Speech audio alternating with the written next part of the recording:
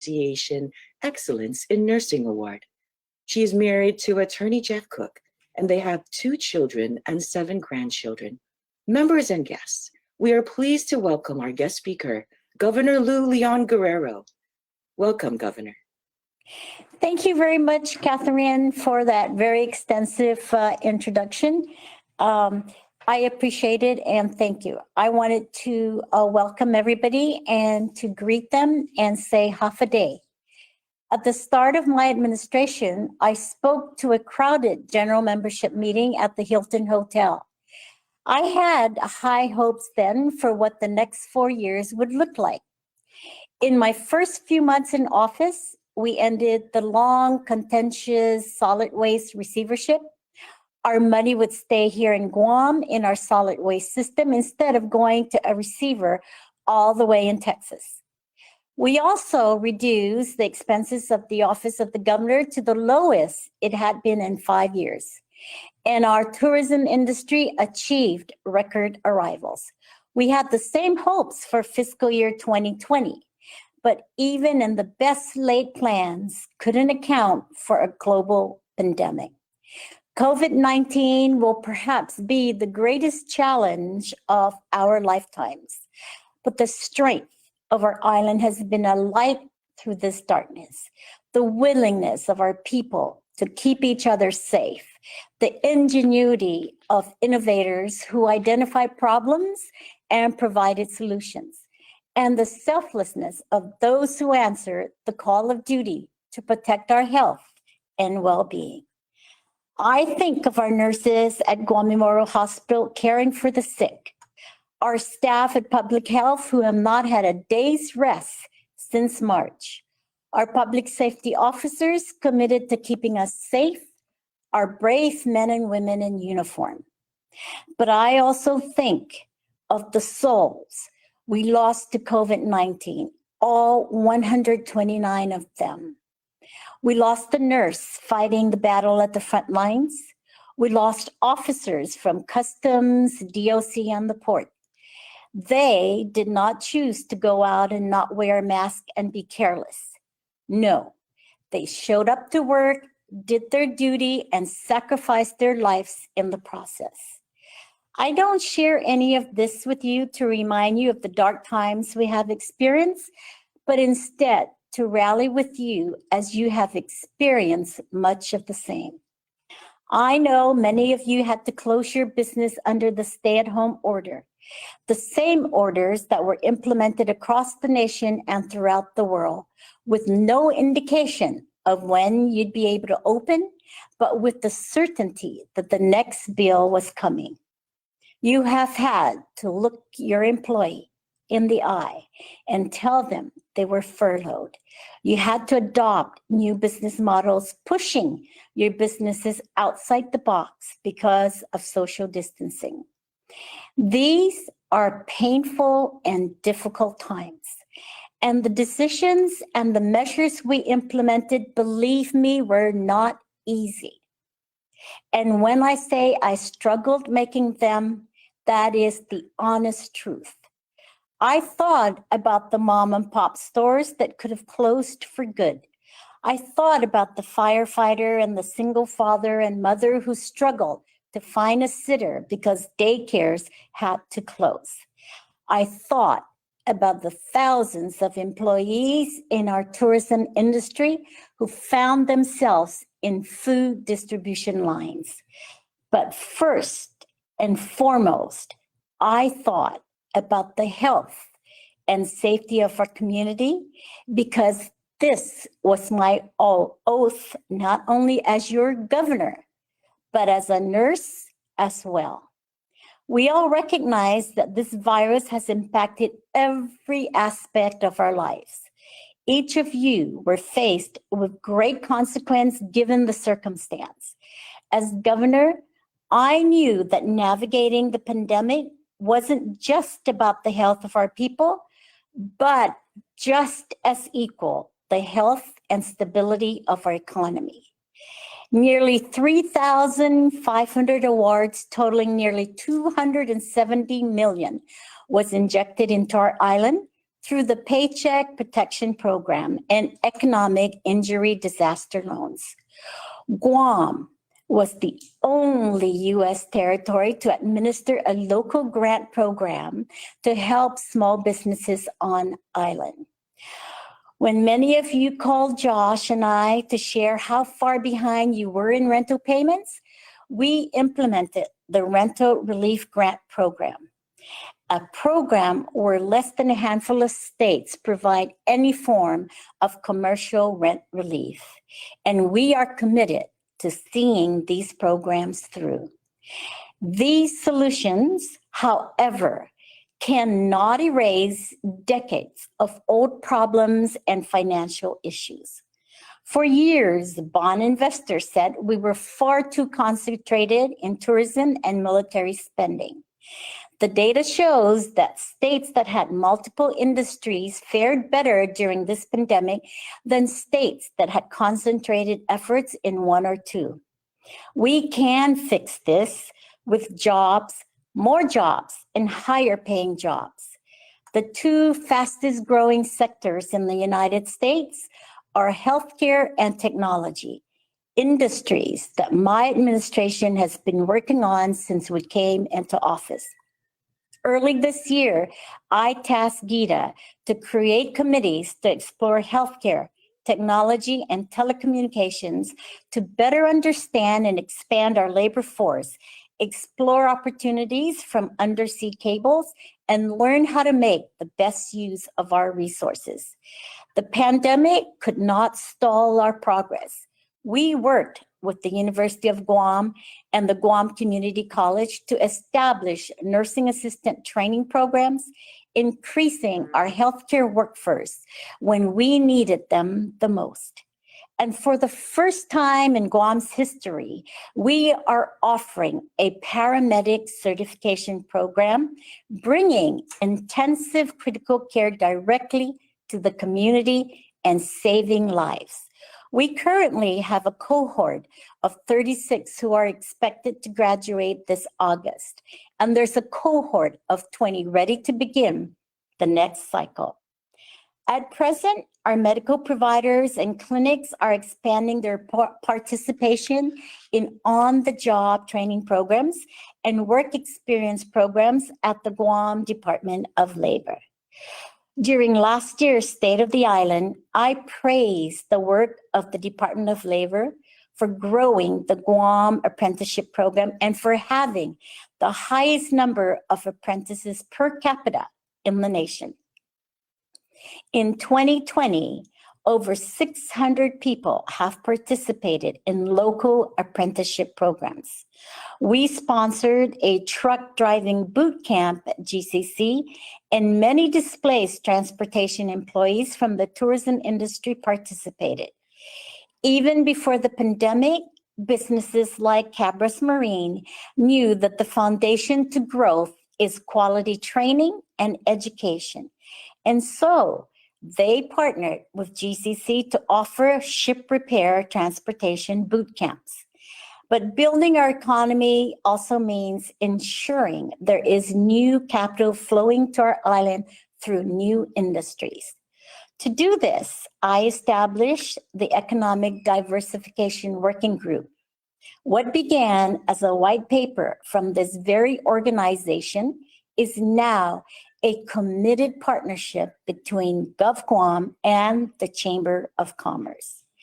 Some of these industries already have laws in the books and plans waiting to be implemented, such as alternative dispute resolution, captive insurance, and Guam-based trusts.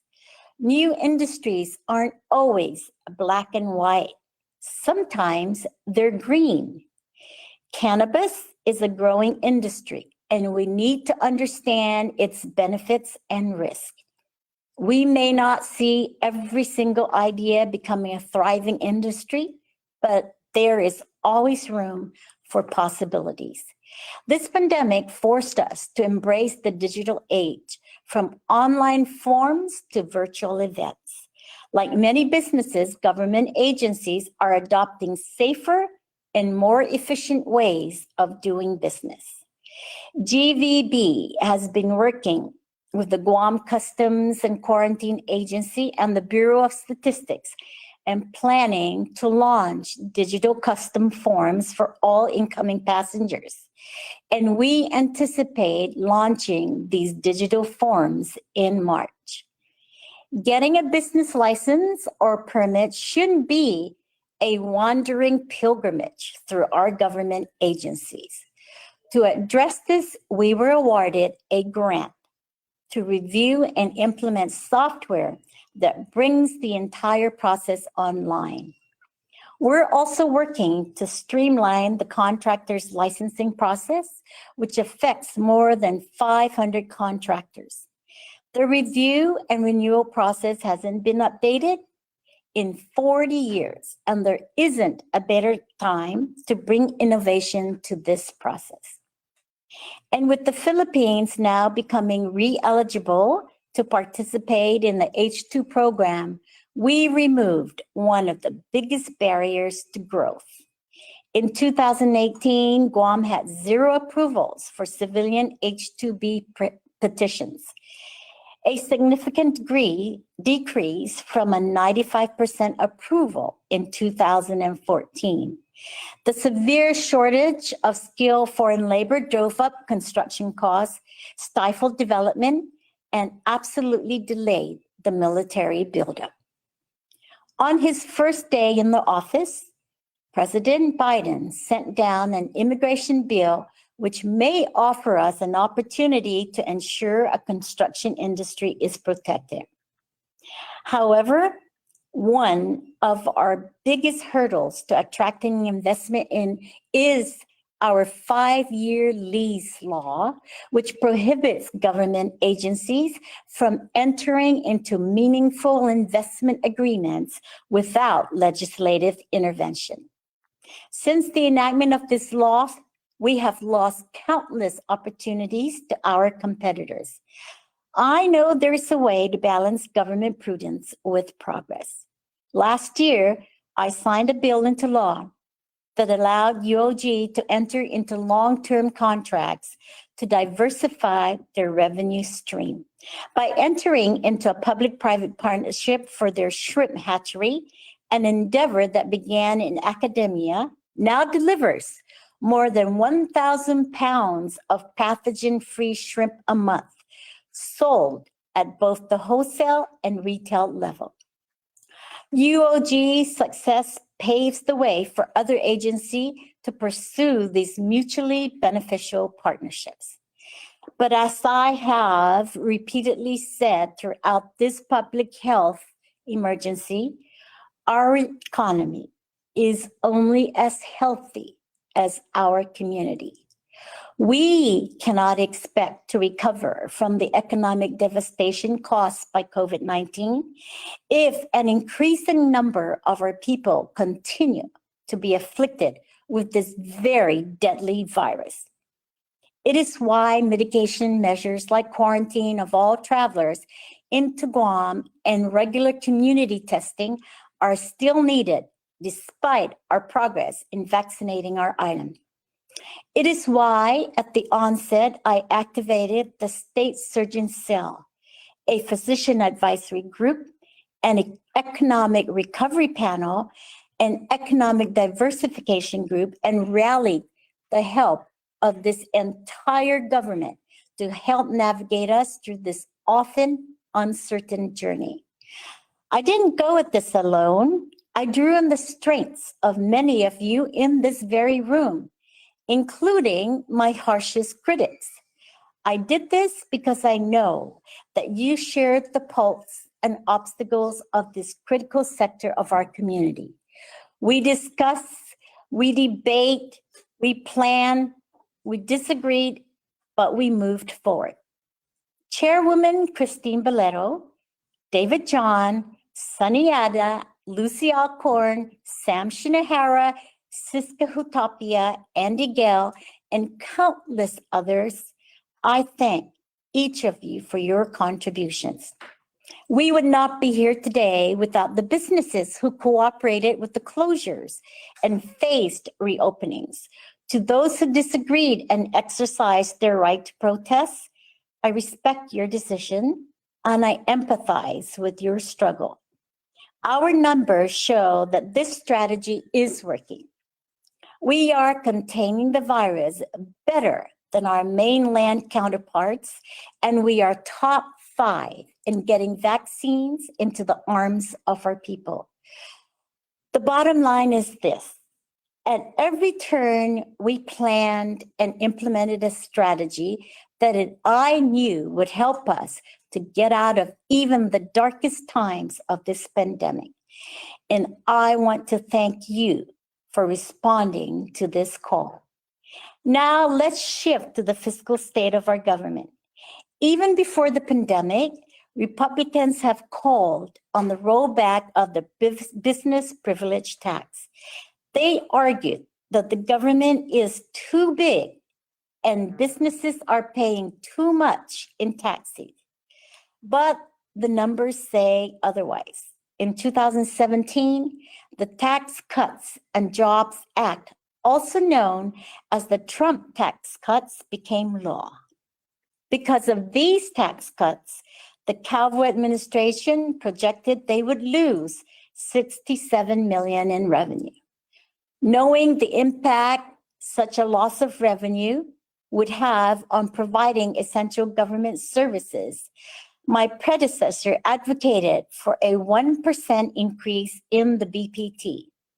He stood before lawmakers and said that while he was against raising taxes as a senator, as governor, he had to do it.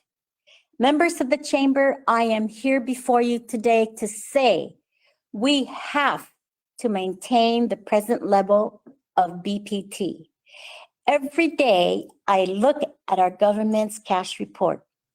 More recent analysis by my fiscal discipline team has revealed the true impact of the Trump tax cuts to be $86 million.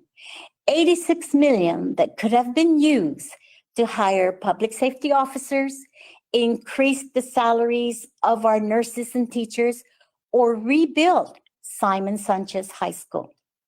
With the 1% increase in BPT in fiscal year 2019, we were able to generate an additional $77.8 million, but we are still $8 million short. So we identified areas we could cut without decreasing services. We cut our budget $67 million over the last 3 fiscal years.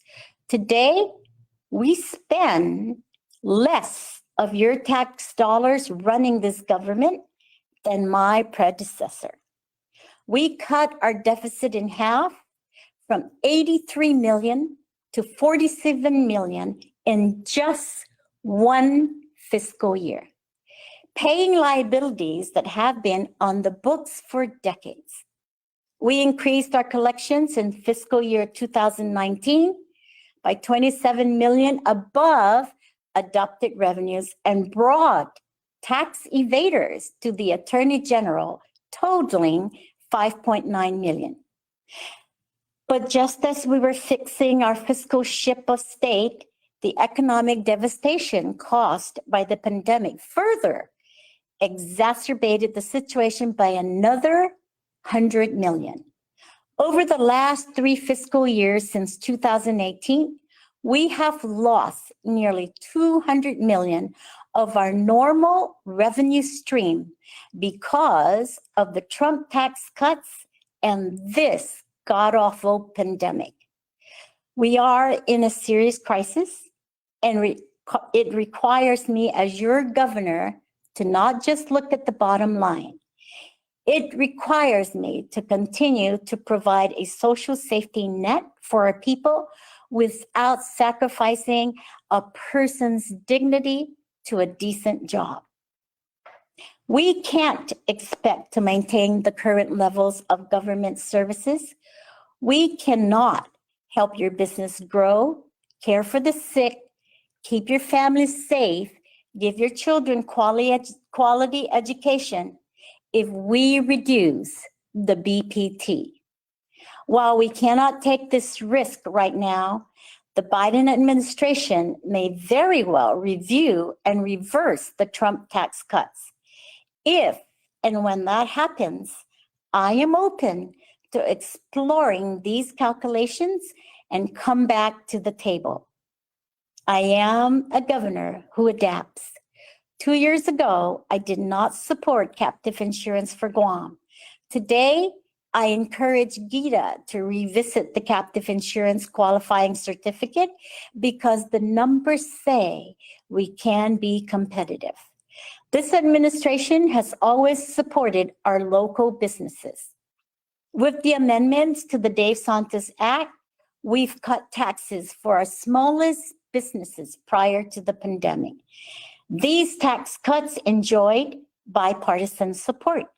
And now, 85% of taxpayers who file GRT, businesses making $250,000 or less in gross annual income, pay a 3% business privilege tax, not 5%. The fact is that before this pandemic, business owners already received a nearly 50% cut in their income taxes, while the government was forced to do more with less. Members of the chamber, I know we don't always see eye to eye, but you and I share the same goal, building a better, stronger Guam. My decisions haven't always been the most popular and perhaps not always exactly right, but always in the best interest of our island and our people.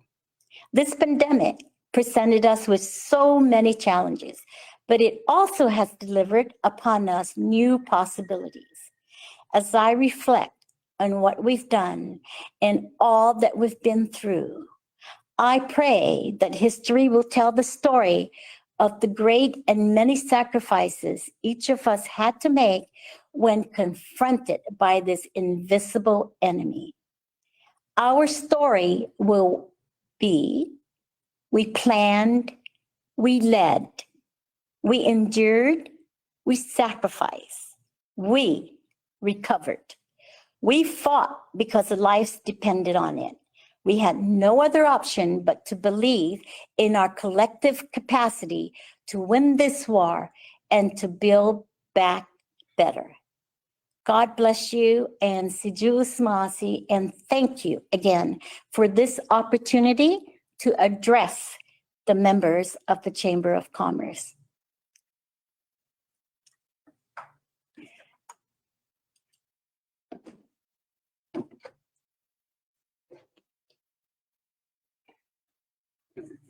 Thank you so much, Governor. I've had the great privilege to work alongside you through this whole thing. And as you mentioned, we may not always agree.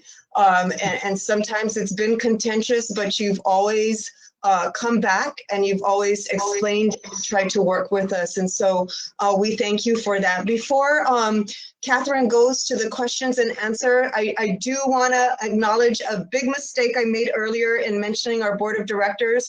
I inadvertently left out Maureen, Maritita, and Marie Guerrero. My deepest apologies. They are active members of our chamber board, and I apologize to them for not mentioning them earlier. And so with that, Kat, you'll lead the questions and answers for our governor. Thank you. Thank you. We would also like to acknowledge we have a whole bunch of our members that are on this call today, but we would also like to acknowledge our speaker of the 36th Guam Legislature, Speaker Therese Terlahi. Thank you for joining us today as well. Governor, we have a couple of questions. So one of the questions that we have is, what percentage of the population does the governor and public health aim to have vaccinated against COVID, and what is the estimated timeline to achieve this? Yes, thank you very much, Catherine. Of course, that has always been a big concern of mine. And so we do have goals, and scientific experts do say that between 70 to 80% of people vaccinated will create protection and will create the needed herd immunity to make sure that when we do get the virus, that we're not as sick, and we will curtail admissions to the hospital and also even death. So our goal is 70 to 80% of our population. And we are working aggressively, Catherine, and to the owner of the question, to reach that goal on July 21st, which is, of course, is our Liberation Day. And so we are wanting to make that an even more significant Liberation Day, to say that we have been liberated from this invisible enemy. Thanks. Next question. Does Guam have a plan of developing an online system for registration for appointments for vaccination, especially as the vaccine is opened up to the general population? Yes, actually, we do have a plan, and we've already implemented online registration. And this has been effective yesterday evening with our stand-up vaccination site that's been manned by the Guam National Guard, and under the great leadership of Lieutenant Colonel Mike Cruz and also Dr. Louis Cruz, and members of the public health leadership team, and also in conjunction with the, I think the school health nurses too are involved, public health. But if you have time to try it, it's through Eventbrite. And what happens is that Eventbrite will give you a time and a date for you to come. And when you come to that slotted time and date, you do not have to wait. You will go straight into being processed and being given the vaccine. And Catherine, I have to say, this was such a great, successful campaign last night. And so, yes, we are going to be using even more of that registration. We are going to be working with the DOE also to provide the platform for our public health sites in Southern Regional Health Center and also Okudu. Excellent. And, we wanted to also thank you, Governor, because we do have a town hall meeting tomorrow with several of the doctors who will talk to interested folks about any concerns that they might have about the vaccine. So we're encouraging everybody who has any concerns or has questions about the vaccine to please stay tuned and register for the event tomorrow. So another question that we have, Governor, is the PUA has been a saving grace for almost 30,000 residents who have lost their jobs or have reduced hours. In the next round, will those with reduced hours still be able to receive benefits? And if not, what is the government's plan to assist them, given that reduced wages are likely insufficient to support themselves and their families? Yes, I am aware of that, Catherine, and it's very interesting because Guam is just one of the few that was affected by that guideline. And we are working with our partners from the U.S. Department of Labor to correct that. If I had it my way, I would give it. But we are working under federal policy, federal guidelines, and we are trying very aggressively to change it either administratively or through Congress. And I know that Senator Shoemaker, the majority leader, Senator Schumer, but the now majority leader in Senate, Senator Schumer, is aware of this. And he actually had an amendment to put forward in the last package, but he is going to work again to moving it forward in this package, this next package that President Biden is putting forward. Thank you, Governor.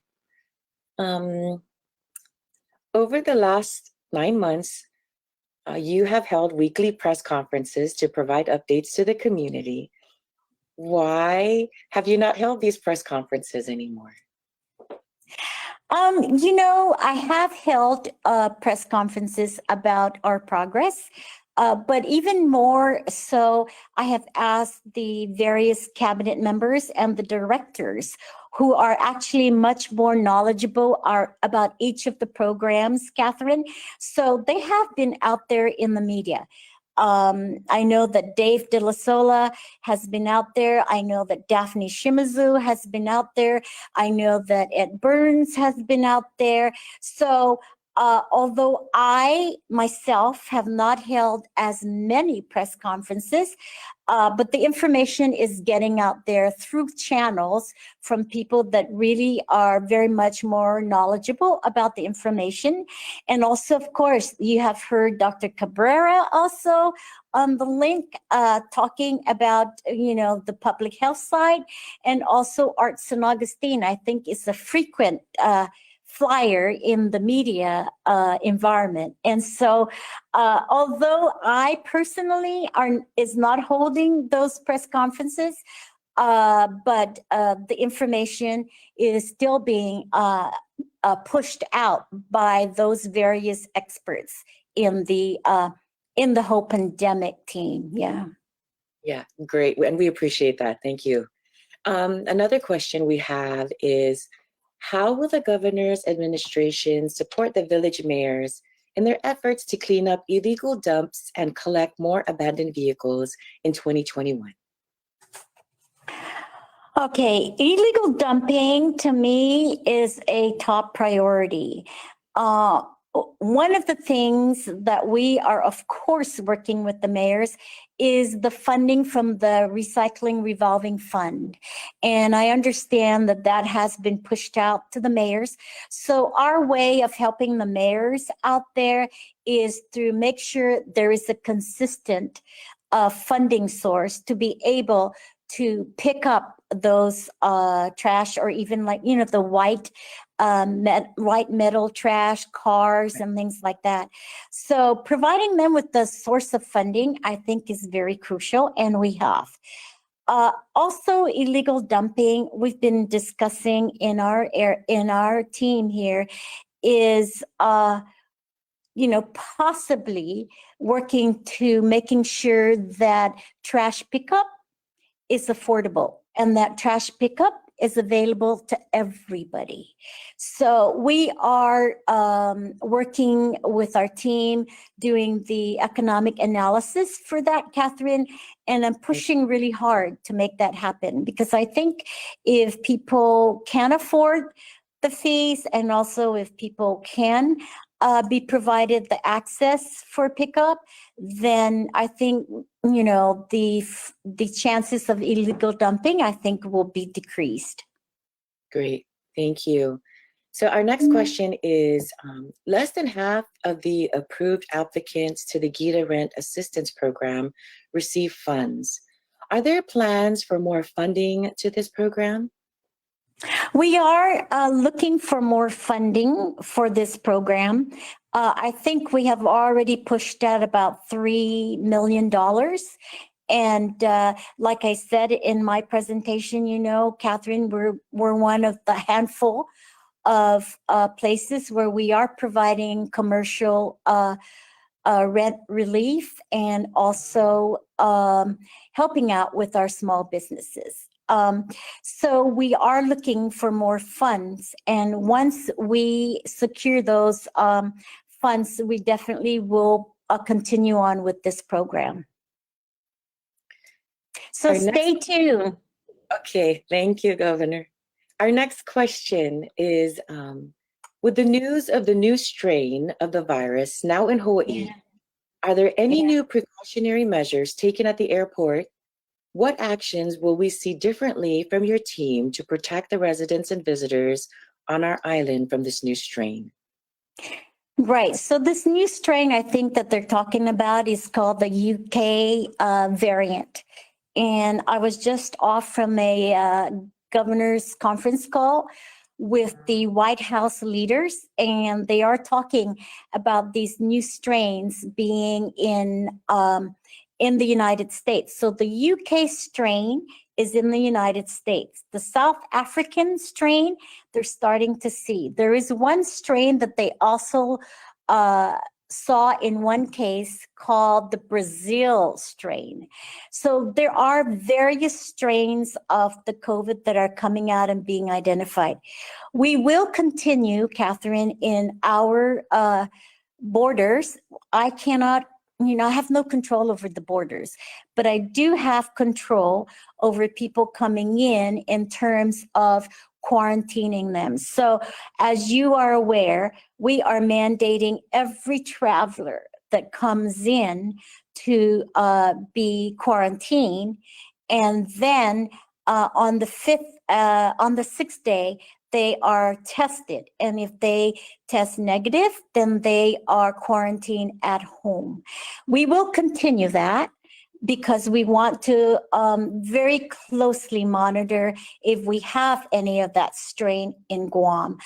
We have also started sending random samples of our specimens to CDC to analyze and see if there are any of those variant strains in Guam. But those strains come because they are imported.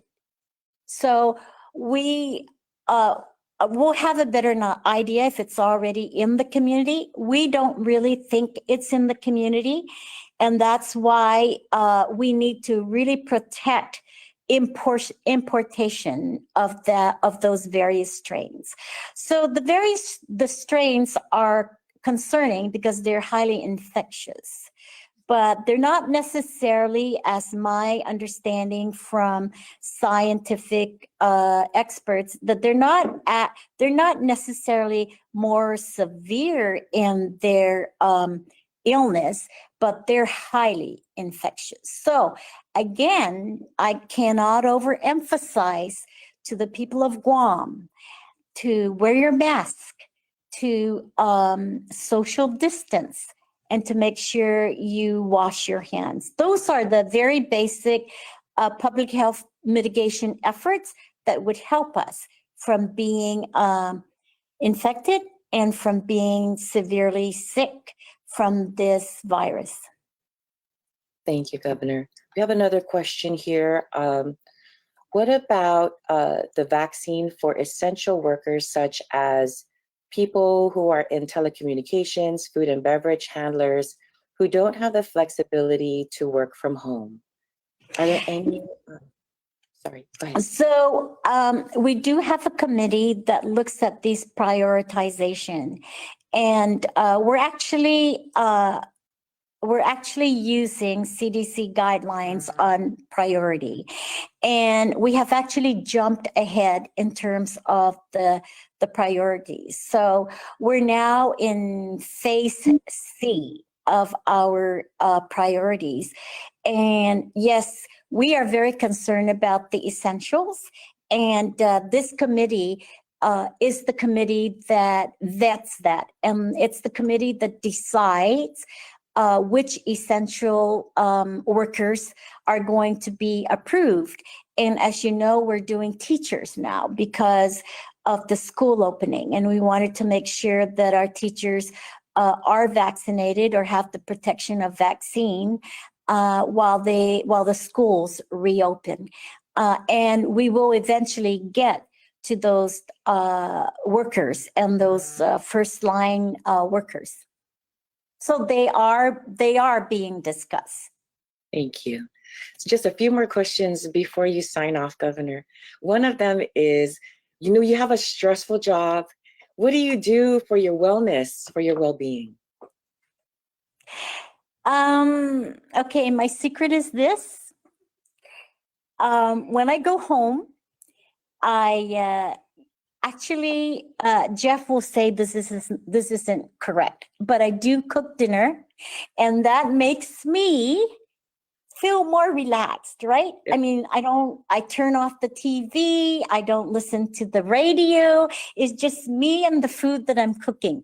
And so he'll say that I don't do it every day, which is true. But that is one of the ways that I try to wind down. And of course, I watch favorite TVs. I zone out is really what I do.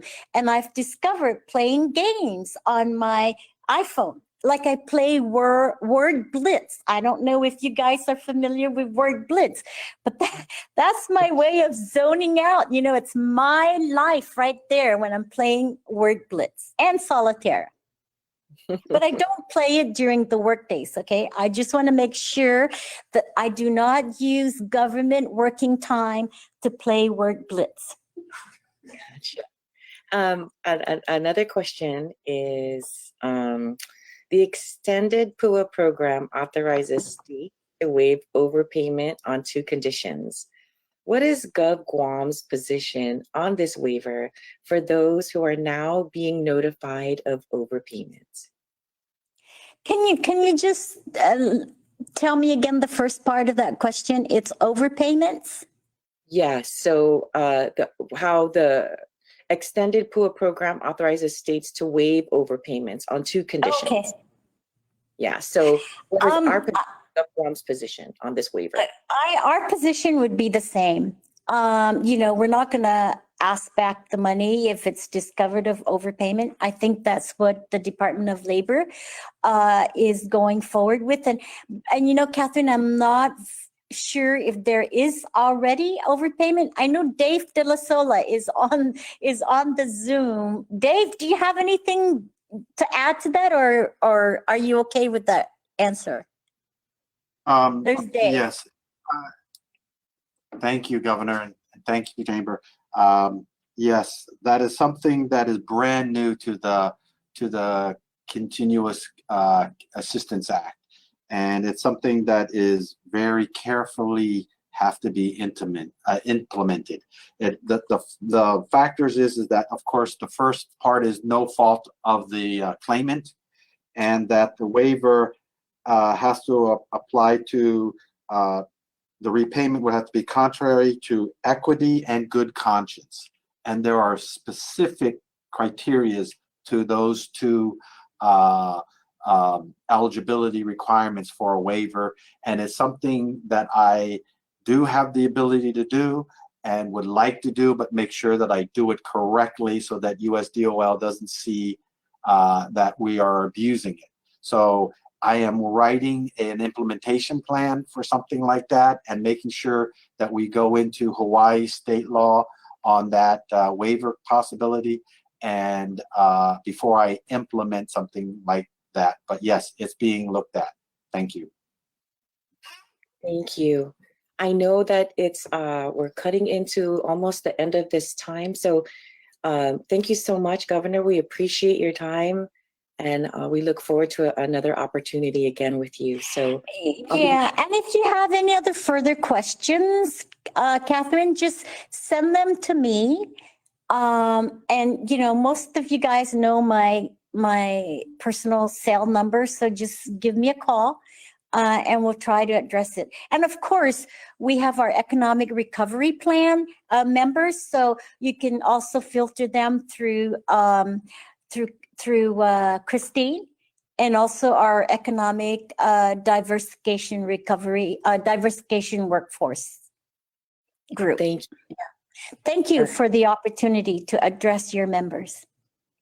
Thank you. Thank you, everybody. We appreciate your time. We look forward to seeing you again next month. And until then, have a good rest of your day.